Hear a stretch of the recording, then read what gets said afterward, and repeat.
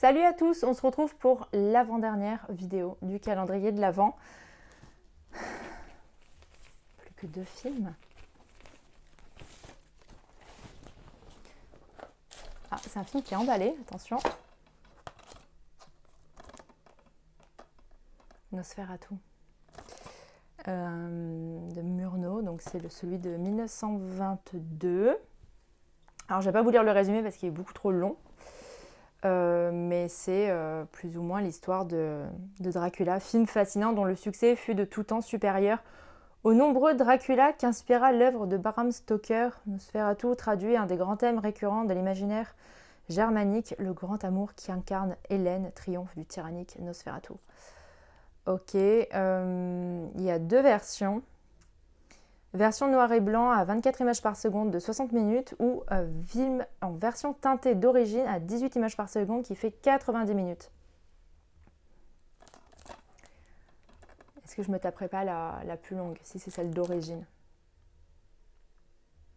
Ça c'est typiquement le genre de film que j'ai très peur de voir parce que tous ces films qu'on qualifie de films cultes, de chefs-d'œuvre, de machin, de bidule, et qu'on n'a jamais vu, ça fait toujours un peu peur parce que c'est le genre de film que je ne sais pas comment l'appréhender en fait, pour le voir en fait, je sais pas.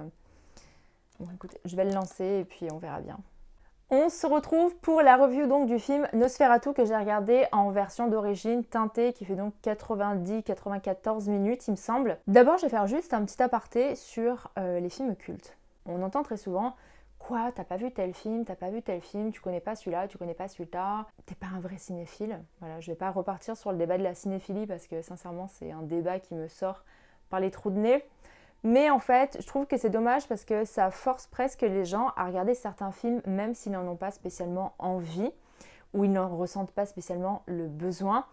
Et finalement, on se retrouve à regarder certains films parce qu'il faut, entre guillemets, les avoir vus. Alors, on ne sait pas qui décide qu'il faut avoir vu tel ou tel film. Voilà, ça c'est encore un autre débat. Mais ce qui fait que parfois, on regarde un film, on se force un petit peu à regarder un film. Et au final, on ne le voit pas dans les meilleures conditions possibles, dans le meilleur état d'esprit possible. Et surtout, j'ai l'impression qu'il y a certains films, on se sent obligé de dire que c'est un film culte, que c'est un chef-d'œuvre, que c'était grandiose, etc. Même si c'est pas forcément ce qu'on a ressenti. Parce qu'on a peur de passer pour quelqu'un qui n'apprécie pas le cinéma, quelqu'un qui n'a pas les bonnes références, n'a pas la bonne culture. Ce genre de choses-là. Et sincèrement, moi je vais vous dire, pas du tout. Quand parfois dans les commentaires, vous me dites je commence les films d'horreur, quels sont les films que je dois voir absolument? Vois les films que tu as envie de voir. Sincèrement, vois les films que tu as envie de voir, ceux qui te font envie. Tu verras plus tard s'il y a des classiques qui t'interpellent plus que d'autres ou ce genre de choses-là. Moi, sincèrement, je considère qu'il n'y a pas genre une liste établie de films à avoir vu forcément, sauf si vous êtes en école de cinéma et qu'on va forcément vous donner certains films à voir absolument parce que le réalisateur est considéré comme un maître ou tel film est considéré comme précurseur de tel genre, etc. Bref, tout ça pour dire que j'ai enfin vu Nosferatu parce que ça fait partie des films qu'il faut avoir vu et que moi-même je me sentais un petit peu obligée de voir. Voilà, on me dit toujours, oh mon Dieu, c'est un des films fondateurs du film d'horreur, etc. Donc voilà, je ne l'avais pas vu jusqu'à présent. Je l'ai regardé et je n'ai absolument rien ressenti en regardant ce film. Sincèrement, le film m'a fait ni chaud ni froid. J'ai ressenti quasiment aucune émotion, je pense, devant ce film. Alors, j'ai bien compris le climat de terreur que le film voulait instaurer. J'essaye de remettre dans le contexte en me disant, effectivement, on est en 1922, nous n'avons quasiment jamais vu de film au cinéma, on voit Nosferatu, ça doit faire extrêmement peur. Voilà. En plus, les gens sortaient de la guerre. Donc, il y a plein de paramètres comme ça à prendre en compte, en fait, pour recontextualiser le film.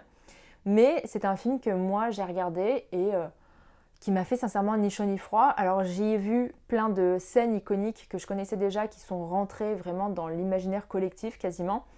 J'y ai vu aussi tout un tas de tableaux entre guillemets qui ont pu inspirer des réalisateurs modernes comme Tim Burton en tête par exemple.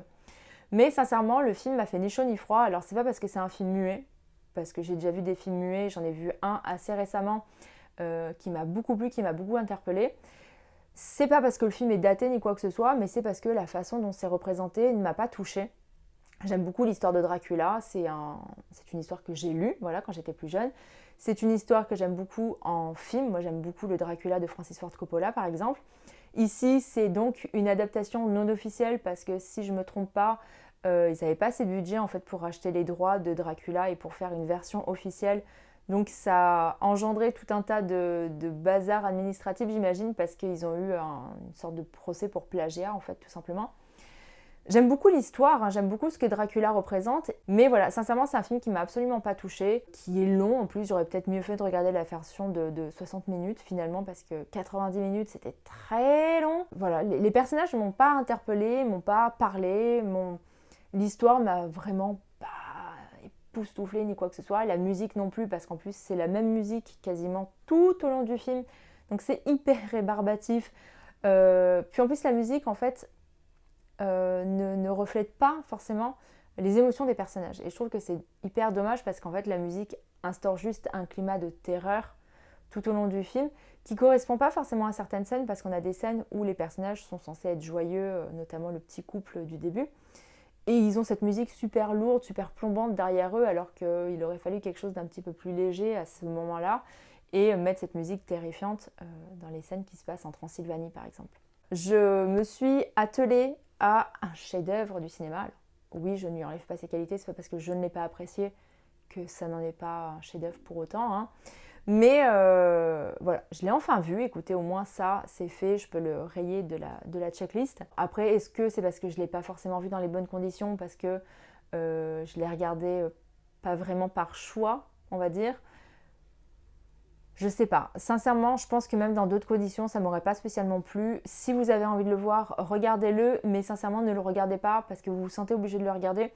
Regardez-le parce que vous avez envie de le regarder, parce que vous avez envie d'y trouver des références que vous avez retrouvées dans d'autres films plus modernes. Mettez-vous en condition pour le voir parce que c'est clairement pas un film popcorn, c'est pas un film que vous allez regarder avec des potes ni quoi que ce soit. Peut-être que c'est un film qui s'apprécierait mieux pendant une rétrospective au cinéma. Comme d'habitude, j'espère que cette vidéo vous aura plu. Si c'est le cas, n'hésitez pas à laisser un pouce en l'air pour me le faire savoir et pour m'encourager, ça me fait toujours super plaisir. Si vous n'êtes pas encore abonné à la chaîne, c'est le moment de le faire et de cliquer sur la cloche pour activer les notifications et être prévenu à chaque nouvelle vidéo. En attendant, vous pouvez me retrouver sur tous mes réseaux sociaux, je vous mets tous les liens dans la barre de description et je vous dis à bientôt pour une prochaine vidéo. Salut!